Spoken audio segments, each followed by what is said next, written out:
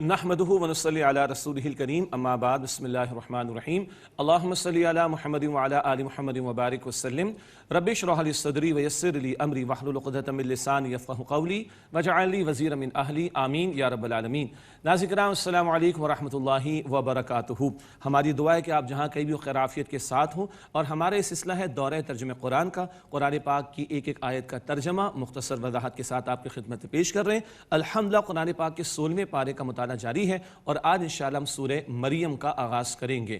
کتنا پیارا نام ہے سورت کا۔ ہمارے وہ مسیحی برادری کے بھائی اور بہنیں جو سیدنا عیسیٰ علیہ السلام کو مانتے ہیں، ہم ان کے لیے خیر کے جذبات رکھتے ہیں اور ان کو بتانا چاہتے ہیں کہ سیدنا عیسیٰ علیہ السلام کی والدہ کے نام پر پوری ایک سورت قرآن پاک میں موجود ہے، سورہ مریم، جس کا آج ہم مطالعہ کر رہے ہیں۔ بی بی مریم کا ذکر آئے گا، سیدنا عیسیٰ علیہ السلام کی معجزانہ ولادت کا ذکر آئے گا، اور مزید تفصیلات انشاءاللہ ہمارے سامنے آئیں گی۔ مکی سورت ہے اور ہجرت حبشہ سے قبل اس کا نزول ہوا، اور مشہور واقعہ ہے حبشہ میں نجاشی رحمۃ اللہ علیہ تھے، جن کے سامنے حضرت جعفر رضی اللہ تعالی عنہ نے سورہ مریم کی آیات کی تلاوت کی تھی تو ان کی آنکھوں سے آنسو جاری ہو گئے تھے۔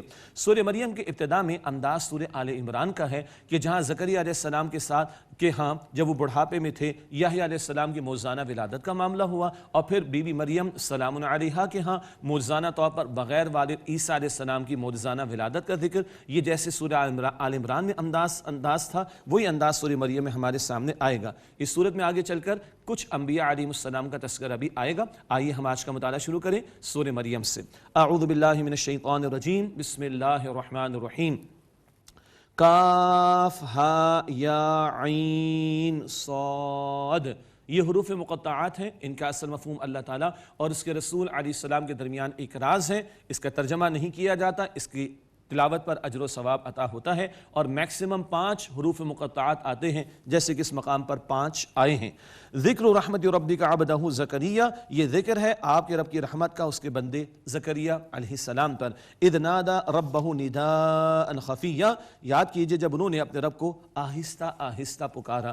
قال رب انی وہن العظم منی واشتعل الرأس شیبا، جب انہوں نے عرض کی کہ اے میرے رب، بے شک میری ہڈیاں کمزور ہو گئیں، مراد بڑھاپے کی وجہ سے، اور میرا سر چمکنے لگا ہے، بال سفید ہو چکے ہیں۔ وَلَمْ أَكُمْ بِدُعَائِكَ رَبِّ شَقِيًّا، اور میں اے میرے رب تجھ سے مانگ کر کبھی بھی محروم نہیں رہا۔ یہ جملہ اللہ کرے کہ ہمارے دل و دماغ میں پیوست ہو جائے۔ ابھی یہ ذکر زکریا علیہ السلام کا، بعد میں سیدنا ابراہیم علیہ السلام کے الفاظ میں بھی بات آئے گی۔ لَمْ أَكُمْ بِدُعَائِكَ رَبِّ شَقِيًّا، اے میرے رب تجھ سے مانگ کر میں کبھی محروم نہ رہا۔ اللہ اکبر، بہت قیمتی جملہ۔ وَإِنِّي خِفْتُ الْمَوَالِيَ مِنْ وَرَائِي وَكَانَتِ امْرَأَتِي عَاقِرًا، اور یقیناً میں اپنے بعد اپنے رشتہ داروں سے ڈرتا ہوں، اور میری بیوی بانجھ ہے، یعنی اولاد کو جنم دینے کے قابل نہیں۔ فَهَبْ لِي مِن لَّدُنكَ وَلِيًّا، پس تو مجھے عطا فرما اپنے پاس سے ایک وارث۔ يَرِثُنِي وَيَرِثُ مِنْ آلِ يَعْقُوب، وہ وارث ہو میرا اور اولاد یعقوب کا۔ وَاجْعَلْهُ رَبِّي رَضِيًّا، اور اے میرے رب اسے پسندیدہ بنا دے۔ مراد یہ کہ اللہ تو نے مجھے نبوت جیسی عظیم نعمت عطا فرمائی، یہ اتنا بڑا ورثہ جو میرے پاس ہے یہ آگے بڑھتا رہے، مجھے اولاد عطا فرما دے۔ پیغمبروں نے اولاد مانگی اللہ سے، اور دین کی خدمت کے لیے مانگی ہے۔ ہمیں بھی مانگنی چاہیے، صالح اولاد مانگنی چاہیے، نیک اولاد مانگنی چاہیے، اور اولاد کو دین کے لیے لگانا چاہیے۔ اللہ ہم سب کو توفیق عطا فرمائے۔ یا زکریا انا نبشرک بغلام اسمہ یحییٰ، ارشاد ہوا کہ زکریا ہم تمہیں ایک لڑکے کی بشارت دیتے ہیں، اس کا نام یحییٰ ہے۔ لم نجعل لہ من قبل سمیہ، ہم نے اس سے قبل کسی کو اس کا ہم نام نہیں بنایا۔ ایک مراد اس جیسی شان کسی اور کو عطا نہ ہوئی۔ زکریا علیہ السلام کے ہاں معجزانہ طور پر ولادت یحییٰ علیہ السلام کی، ایک معجزانہ معاملہ، اس جیسی شان پہلے کبھی کسی کو عطا نہ ہوئی۔ اور بھی اوصاف ہیں یحییٰ علیہ السلام کے، آگے ذکر آئے گا انشاءاللہ۔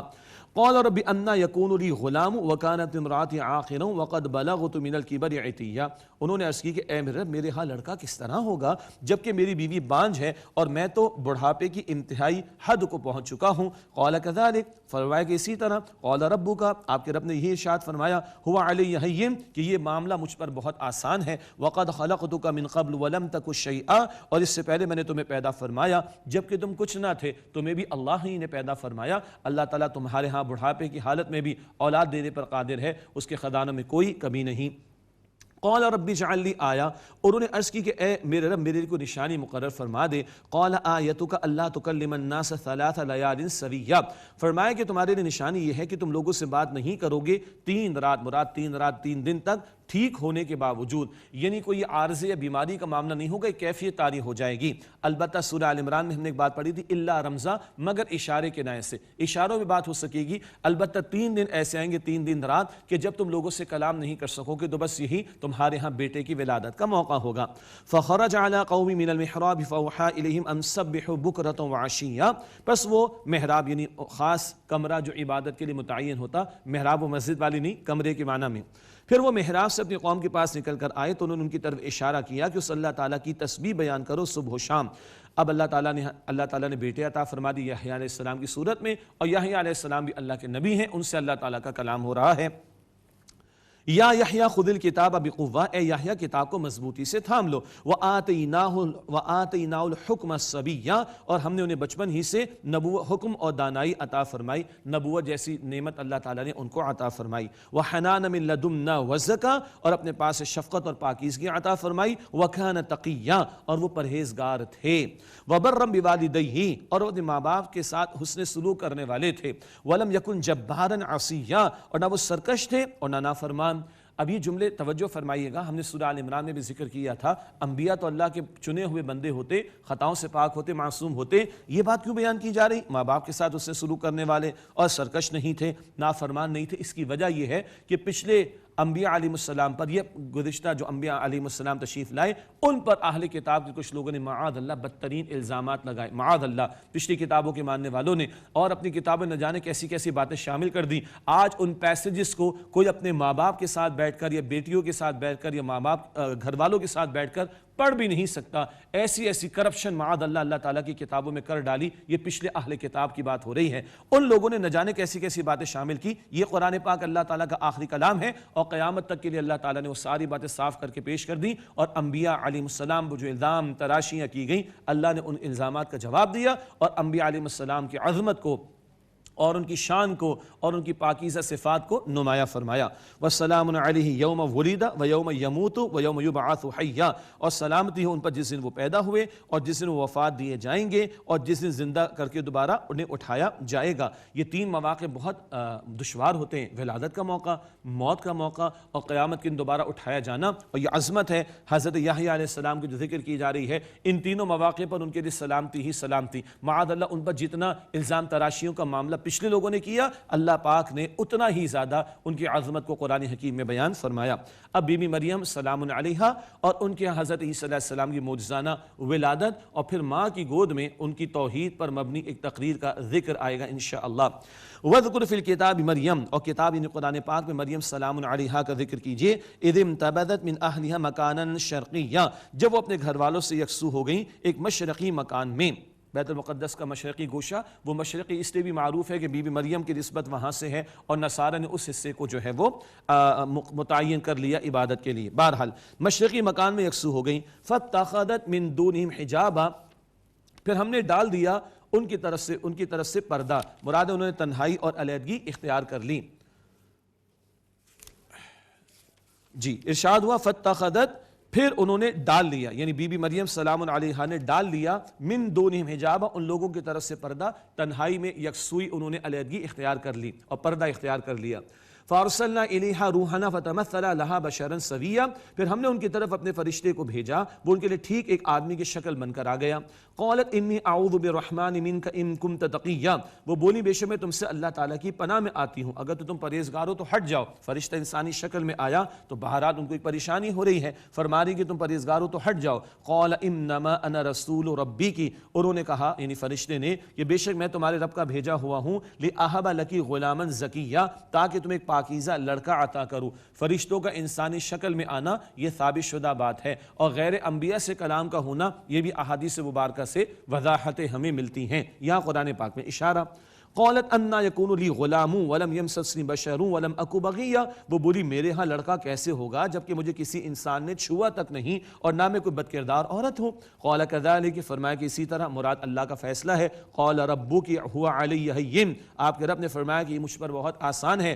ولنجعلہ آیۃ للناس ورحمۃ منا، اور تاکہ ہم اس سے یعنی عیسیٰ علیہ السلام کو لوگوں کے لیے نشانی بنائیں اور اپنی طرف سے رحمت کا ایک ذریعہ اور اظہار بنائیں۔ وکان امرا مقضیا، اور یہ تو ایک طے شدہ امر ہے، اللہ تعالیٰ فیصلہ اس بات کا فرما چکا ہے۔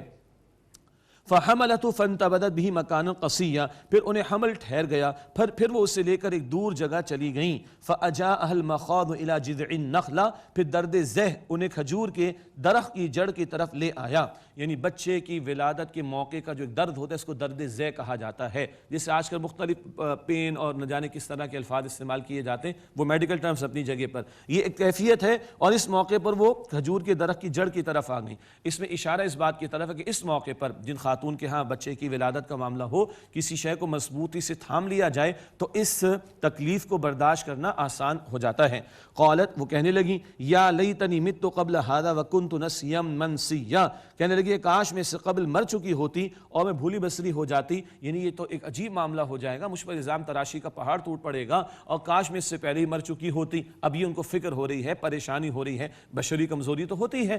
فناداها من تحتها الا تحزنی قد جعل ربک تحتک سریا، بس ان کے نیچے سے، وہ ٹیلے پر اوپر تھی، نیچے سے ان کے آواز دی. ایک رائے ہے فرشتے نے آواز دی، گھبراؤ نہیں، تمہارے رب نے تمہارے نیچے چشمے کو جاری کر دیا ہے. سبحان اللہ، کھانے پینے کا بھی انتظام کر دیا ہے، تو تمہارے رب نے تمہارے نیچے چشمے کو جاری کر دیا. یعنی یہ بلند ٹیلے پر ہے، نیچے چشمہ جاری. وَهُزِّي إِلَيْكِ بِجِذْعِ النَّخْلَةِ تُسَاقِطْ عَلَيْكِ رُطَبًا جَنِيًّا، اور کھجور کے تنے کو اپنی طرف ہلا لو، تم پر تازہ کھجوریں جھڑ پڑیں گی.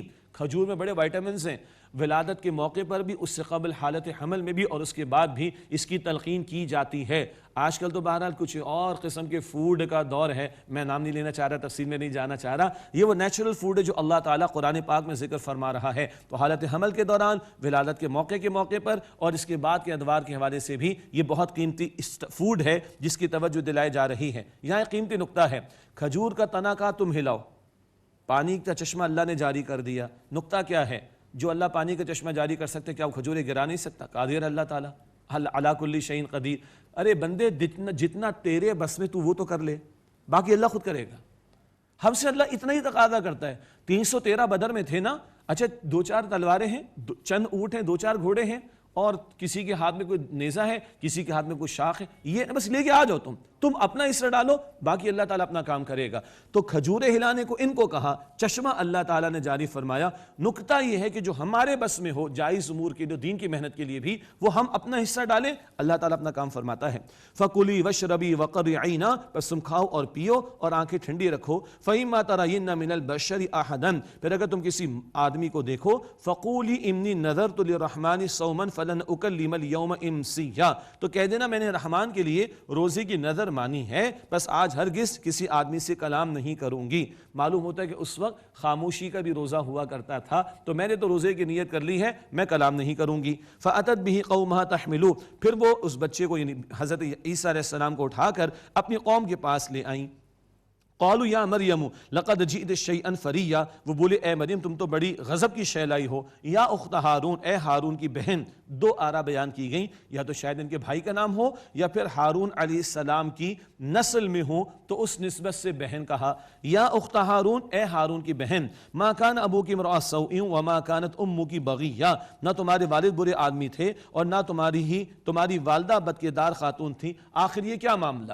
اب اللہ تعالیٰ سبحانہ و تعالیٰ اپنے فضل سے عیسیٰ علیہ السلام کو ماں کی گود میں بولنے کی صلاحیت عطا فرما رہا ہے. یہ جو الزام تراشی کا معاملہ آیا، دین اینڈ دیر اللہ نے کلیئرفائی کر دیا، اور والدہ کی گود میں عیسیٰ علیہ السلام پکار رہے ہیں. اب پوری تقریر سنیے. فاشارت الیہ، تو بیوی مریم نے اس بچے کی طرف اشارہ کیا. قالوا کیف نکلم من کان فی المہد صبیا، وہ کہنے لگے ہم کیسے اس بچے سے بات کریں جو ابھی گود میں ہے. ہاؤ کین ہی اسپیک، یہ ابھی ماں کی گود میں کیسے بات چیت کر سکتا ہے. اب تقریر سنیے. قال انی عبد اللہ، عیسیٰ علیہ السلام فرمایا میں اللہ کا بندہ ہوں. آتانی الکتاب، اللہ نے مجھے کتاب عطا فرمائی. وجعلنی نبیا، اور مجھے نبی بنایا. وجعلنی مبارکا اینما کنت، اور جہاں کہیں بھی میں ہوں مجھے اللہ تعالیٰ نے بابرکت بنایا. واوصانی بالصلاۃ والزکاۃ ما دمت حیا، اور جب تک میں زندہ رہوں گا مجھے حکم دیا ہے نماز کا اور زکات زکوٰۃ کا، وبرم بوالدتی، اور اپنی والدہ کے ساتھ اس سے سلوک کرنے کا۔ یحییٰ علیہ السلام کے بیان میں والدین کا ذکر تھا، یہاں والدتی والدہ کا فقط ذکر ہے، کیوں؟ معجزانہ طور پر بغیر والد عیسیٰ علیہ السلام کی پیدائش ہوئی۔ وبرم بوالدتی، اور اپنی والدہ کے ساتھ مجھے حسن سلوک کرنے کا رب نے حکم دیا۔ ولم یجعلنی جبارا شقیا، اور اللہ تعالیٰ نے مجھے سرکش اور بد نصیب نہیں بنایا۔ والسلام علی یوم ولدت ویوم اموت ویوم ابعث حیا، اور سلامتی ہو مجھ پر جس دن میں پیدا ہوا اور جس دن میں انتقال کر جاؤں گا اور جس دن میں زندہ ہو کر اٹھایا جاؤں گا۔ اللہ اکبر۔ ماں کی گود میں عیسیٰ علیہ السلام کی یہ تقریر، اور رب کائنات نے قرآن پاک میں قیامت تک کے لیے نقل فرما دی۔ ذالک عیسیٰ ابن مریم، یہ عیسیٰ ابن مریم، قول الحق الذی فیہ یمترون، سچی بات جس میں وہ لوگ شک کرتے ہیں۔ ما کان للہ ان یتخذ من ولد سبحانہ، اللہ تعالیٰ کے شائن شان نہیں کہ وہ کسی کو بیٹا بنائے، سبحانہ، اللہ تعالیٰ اس سے پاک ہے کہ اس کو اولاد کی حاجت ہو۔ اذا قضى امرا فانما يقول له كن فيكون، جب اللہ کسی معاملے کا فیصلہ فرماتا ہے تو کہتا ہے کہ ہو جا، اور وہ کام ہو جاتا ہے۔ وَإِنَّ اللَّهَ رَبِّي وَرَبُّكُمْ فَاعْبُدُوهُ، اور بے شک اللہ تعالیٰ میرا تمہارا رب ہے، بس تم اسی کی عبادت کرو۔ هَذَا صِرَاطٌ مستقیم، یہی سیدھا راستہ ہے۔ یہ وضاحت بھی آ گئی، ان کی عظمت کا بیان بھی آ گیا، اللہ تعالیٰ کی طرف سے گواہی بھی عطا ہو گئی، اور توحید کی دعوت بھی آ گئی، اور نصارہ جو عیسیٰ علیہ السلام کو اللہ کی الوہیت میں معاذ اللہ شریک کرتے اس سب کی بھی نفی ہو گئی۔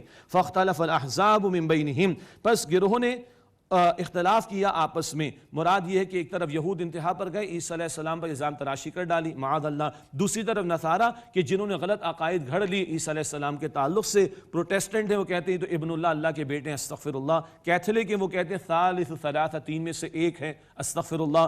اور آرتھوڈاکس سے کہتے ہیں وہ اللہ ہی، گاڈ انکارنیشن کا کانسیپٹ ہے، اللہ ہی نے عیسیٰ علیہ السلام کی شکل اختیار کر لی، استغفر اللہ۔ فرمایا یہ مختلف تصورات ہیں اہل کتاب میں سے نصارہ کے مختلف لوگوں کے۔ فویل للذین کفروا من مشہد یوم عظیم، پس تباہی کافروں کے لیے قیامت کے بڑے دن کی حاضری سے۔ اسمع بہم وابصر، کیا کچھ وہ سنیں گے اور کیا کچھ وہ دیکھیں گے۔ یوم یأتوننا لیکن الظالمون اليوم فی ضلال مبین، جس دن وہ ہمارے سامنے آئیں گے تو آج کے دن ظالم کھلی گمراہی میں ہیں۔ وَأَنذِرْهُمْ يَوْمَ الْحَسْرَةِ إِذْ قُضِيَ الْأَمْرُ، اور آپ انہیں حسرت کے دن سے ڈرائیے جب کام کا فیصلہ کر دیا جائے گا۔ وَهُمْ فِي غَفْلَةٍ وَهُمْ لَا يُؤْمِنُونَ، اور لیکن وہ غفلت میں ہیں اور وہ ایمان نہیں لاتے۔ اِنَّا نَحْنُ نَرِثُ الْأَرْضَ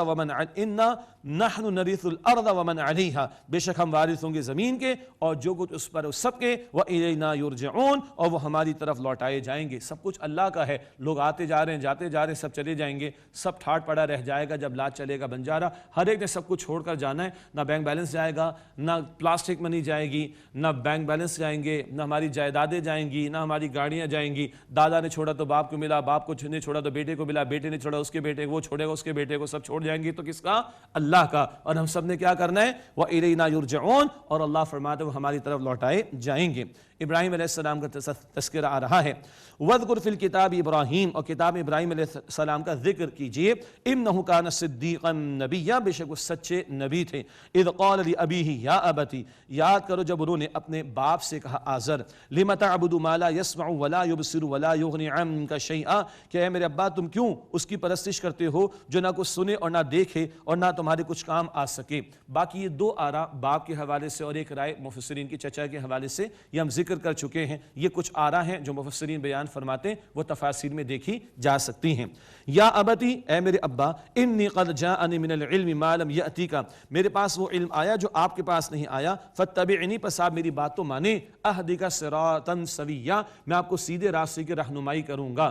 بڑوں کو دعوت کیسے دی جائے ابراہیم علیہ السلام ہمیں سکھا رہے ہیں۔ اللہ اکبر۔ یا ابتی، بار بار یا ابتی، اے میرے ابا، اے میرے ابا، اے میرے ابا، بڑا انداز جو ہے وہ ادب والا ہے۔ یا ابتی لا تعبد الشیطان، اے میرے ابا شیطان کی پرستش نہ کرو۔ ان الشیطان کان للرحمن عصیا، بے شک شیطان تو رحمان کا نافرمان ہے۔ یا ابتی، اے میرے ابا، انی اخاف ان یمسک عذاب من الرحمن، بے شک میں ڈرتا ہوں کہ رحمان کا عذاب آپ کو آنا پکڑے۔ فتکون للشیطان ولیا، پھر تو تم ہو جاؤ گے شیطان کے ساتھی۔ استغفر اللہ۔ قال، باپ نے کہا، اراغب انت عن آلہتی یا ابراہیم، اے ابراہیم کیا تو میرے معبود سے روگردہ ہے؟ میں جن معبودوں کی عبادت کرتا تو ان سے اعراض کرتا ہے۔ لئن لم تنتہی لارجمنک وہجرنی ملیا، اگر تو باز نہ آیا تو میں ضرور تجھے سنسار کر دوں گا اور مجھے ایک مدت کے لیے چھوڑ دے، نکل جا میرے گھر سے۔ اللہ اکبر، یہ انتہا گئی کہ گھر سے نکل جانے کو کہا جا رہا ہے۔ قال السلام علی، ابراہیم علیہ السلام فرمایا کہ تم پر سلامتی ہو، اس بات کی دعا کر کے جا رہے ہیں۔ سأستغفر لک ربی، اب انقریب میں آپ کے لیے اپنے رب سے بخشش کا سوال کروں گا۔ انہ کان بی حفیہ، بے شک وہ اللہ سبحانہ وتعالیٰ مجھ پر بہت مہربان ہے۔ یہ وعدہ دے کر نکلے تو استغفار کیا، لیکن سورہ توبہ آیت نمبر 113 114 میں ذکر آیا کہ جب یہ کلیئرٹی ہوگی کہ وہ شرک پر یہ آزر، تو پھر استغفار کرنا انہوں نے چھوڑ دیا۔ یہ مکی صورت ہے اور سورہ توبہ مدنی صورت ہے، بعد کا بیان وہاں پر آیا ہے کہ شرک پر جو جا رہا ہے اس کے لیے استغفار کرنا، کفر پر جو جا رہا ہے اس کے لیے مغفرت کی دعا کرنا جائز نہیں ہے۔ وَأَعْتَزِلُكُمْ وَمَا تَدْعُونَ مِن دُونِ اللَّهِ وَأَدْعُو رَبِّي، اور میں کنارہ کشی اختیار کرتا ہوں تم سے اور اللہ کے سوا جن کی تم پرستش کرتے ہو ان سے، اور میں تو اپنے رب ہی کو پکاروں گا، اسی کی عبادت کروں گا۔ عَسَىٰ أَلَّا أَكُونَ بِدُعَاءِ رَبِّي شَقِيًّا، امید ہے کہ میں اپنے رب کو پکار کر کبھی بھی محروم نہیں رہوں گا۔ یہی بات اس سورہ مریم کے شروع میں زکریا علیہ السلام کے الفاظ میں تھی، اب ابراہیم علیہ السلام کے الفاظ میں رب کو پکارنے والا کبھی محروم نہیں رہتا۔ باقی تفصیلات ہیں، دعا قبول ہوتی ہے، کبھی اللہ جو مانگا وہی عطا فرما دیتا ہے حدیث شریف کے مطابق، کبھی اللہ تعالیٰ کی مشیت وہ بات ہمارے لیے بہتر نہ ہو تو اللہ تعالیٰ کوئی اور تکلیف کو دور کر دیتا ہے، اور کبھی ایسا ہوتا ہے کہ اللہ کچھ نہیں دیتا، اللہ اکبر، اور اجر ذخیرہ کرتا ہے آخرت کے لیے، اور بندہ جب آخرت میں ایک بہت بڑا اجر دیکھے گا، ڈھیر دیکھے گا، تو عرض کرے گا یا اللہ یہ کیا ہے؟ اللہ تعالیٰ فرمائے گا تیری وہ دعائیں جو دنیا میں نے قبول نہیں کی تھیں، یہ ان کا اجر و ثواب ہے۔ یہ دیکھ کر بندہ کہے گا کاش دنیا میں ایک دعا بھی قبول نہ ہوئی ہوتی، سارا آخرت میں مل جاتا۔ اللہ تعالیٰ کی قسم، یہ بندہ مومن اتنا پیارا اللہ تعالیٰ اس کے لیے معاملہ فرماتا ہے، نتھنگ ٹو لوز والی بات ہے، ہر حال میں مومن کے لیے خیر ہی خیر ہے۔ ادھر چاہے گا اللہ تو قبول فرما لے گا، عطا فرما دے گا، ورنہ اس کی مشیت کے مطابق کچھ اور معاملہ فرما دے گا، ورنہ آخرت میں ذخیرہ فرما دے گا۔ مانگنے والے بنے، اللہ کو پکارنے والا، اللہ تعالیٰ سے مانگنے والا کبھی محروم نہیں رہتا۔ فَلَمَّا اعْتَزَلَهُمْ وَمَا يَعْبُدُونَ مِن دُونِ اللَّهِ، پھر جب وہ ابراہیم علیہ السلام ان سے اور اللہ تعالیٰ کے سوا وہ لوگ جن کی پرستش کرتے تو اس سے کنارہ کش ہو گئے، وَهَبْنَا لَهُ إِسْحَاقَ وَيَعْقُوبَ، تو ہم نے ان کو اسحاق اور یعقوب علیہ السلام عطا فرمائے، وَكُلًّا جَعَلْنَا نَبِيًّا، اور ہم نے ان سب کو نبی بنایا۔ سبحان اللہ، اسحاق علیہ السلام بیٹے اور پھر یعقوب علیہ السلام پوتے، اور آگے صدیوں نسلوں میں نبوت کا سلسلہ جاری رہا، اسی لیے ابراہیم علیہ السلام کو ابو الانبیاء بھی کہتے ہیں، انبیاء کے والد۔ نقطہ کیا ہے یہاں پر؟ کٹے ہیں، آزر کو چھوڑا، گھر کو چھوڑا، کہیں سے کٹے تو اللہ نے کون عطا کیے؟ اسحاق اور یعقوب۔ اللہ اکبر کبیرہ۔ آج ہمارا ایک وہ بھائی یا بہن جو کفر سے اسلام کی طرف آ رہے ہیں، سبحان اللہ، وی ویلکم دیم۔ 2 ارب مسلمانوں کی کمیونٹی میں ہم ہمارے بھائی اور بہنوں کو ویلکم کرتے ہیں جو کفر کو چھوڑ کر اسلام کی طرف آ رہے ہیں۔ تم کفر کو چھوڑو گے، اللہ مسلمانوں سے جوڑے گا، اپنے پیارے بندوں سے جوڑے گا۔ And within Muslim community, انتہائی دکھ سے عرض کرتا ہوں کہ باعمل مسلمان بھی ہیں اور بے عمل مسلمان بھی ہیں، تو کبھی بندہ باعمل بندے کی طرف چلتا ہے، ہمارا بھائی ہو ہماری بہن ہو، کچھ رکھنے ڈالے جاتے ہیں، کچھ روڑے اٹکائے جاتے ہیں، کچھ کامنٹس پاس کیے جاتے ہیں، تو اگر آج ہم باعمل بن رہے ہیں تو اللہ نیک لوگوں سے جوڑے گا، تو کٹیں گے تو اللہ جوڑے گا نا، کٹنا تو پڑتا ہے، کٹیں گے تو اللہ جوڑے گا، شر کی طرف سے کٹیں گے اللہ خیر کی طرف جوڑے گا۔ اللہ بندے کو مایوس نہیں کرتا، کیونکہ اللہ میرا بڑا کریم ہے، بڑا رحیم ہے، عطا ہی فرمانے والا ہے۔ بہرحال ابراہیم علیہ السلام کو اسحاق و یعقوب علیہ السلام عطا ہوئے، وَكُلًّا جَعَلْنَا نَبِيًّا، اور ہم نے ان سب کو نبی بنایا، وَوَهَبْنَا لَهُم مِّن رَحْمَتِنَا وَجَعَلْنَا لَهُمْ لِسَانَ صِدْقٍ عَلِيًّا، اور ہم نے اپنی رحمت سے انہیں بہت کچھ عطا فرمایا، اور ہم نے ان کے ذکر جمیل کو نہایت بلند فرما دیا۔ وَاذْكُرْ فِي الْكِتَابِ موسیٰ، اور کتاب میں موسیٰ علیہ السلام کا ذکر کیجئے، اِنَّهُ كَانَ مُخْلَصًا وَكَانَ رَسُولًا نَبِيًّا، بے شک وہ بہت چنے ہوئے تھے، مخلص، اللہ نے چن لیا خاص، سبحان اللہ، وَكَانَ رَسُولًا نَبِيًّا، اور رسول نبی تھے۔ وَنَادَيْنَاهُ مِن جَانِبِ الطُّورِ الْأَيْمَنِ وَقَرَّبْنَاهُ نَجِيًّا، اور ہم نے انہیں کوہ طور کی داہنی جانب سے پکارا اور ہم نے انہیں راز کی بات بتانے کو نزدیک بلایا۔ اللہ تعالیٰ نے تو کلام فرمایا موسیٰ علیہ السلام سے، سبحان اللہ۔ وَوَهَبْنَا لَهُ مِن رَحْمَتِنَا أَخَاهُ هَارُونَ نَبِيًّا، اور ہم نے انہیں اپنی رحمت سے ان کے بھائی ہارون عطا کیے، ان کو بھی نبوت عطا ہوئی۔ وَاذْكُرْ فِي الْكِتَابِ إِسْمَاعِيلَ، اور کتاب میں اسماعیل علیہ السلام کا ذکر کیجئے، إِنَّهُ كَانَ صَادِقَ الْوَعْدِ وَكَانَ رَسُولًا نَبِيًّا، بے شک وہ وعدے کے سچے تھے اور رسول نبی تھے۔ ایک وعدہ یہ بھی کیا تھا، ابا جان اللہ کا حکم ہے چھری پھیر دیجئے، اللہ چاہے گا تو آپ مجھے صبر کرنے والوں میں سے پائیں گے۔ وہ قربانی کا عظیم واقعہ سورہ صافات میں پڑھیں گے، وعدے کو پورا کرنے والے اور رسول نبی تھے۔ وَكَانَ يَأْمُرُ أَهْلَهُ بِالصَّلَاةِ وَالزَّكَاةِ، اور وہ یعنی اسماعیل علیہ السلام اپنے گھر والوں کو اور نماز اور زکوٰۃ کا حکم دیتے تھے، اپنی بھی فکر کرنی ہے، گھر والوں کی بھی فکر کرنی۔ مشرکین کے ہاں زکوٰۃ بالکل ختم ہو گئی تھی، اس بات کی طرف بھی اشارہ کیا جا رہا ہے کہ یا حضرت اسماعیل علیہ السلام گھر والوں کو نماز زکوٰۃ کا حکم دیتے، وَكَانَ عِندَ رَبِّهِ مَرْضِيًّا، اور وہ اپنے رب کے ہاں پسندیدہ تھے۔ یہ انبیاء کرام علیہ السلام کا ذکر جاری ہے۔ آج کا مطالعہ یہیں بھی ہم روکتے ہیں اور آئیے آخر میں دعا کا اہتمام کرتے ہیں۔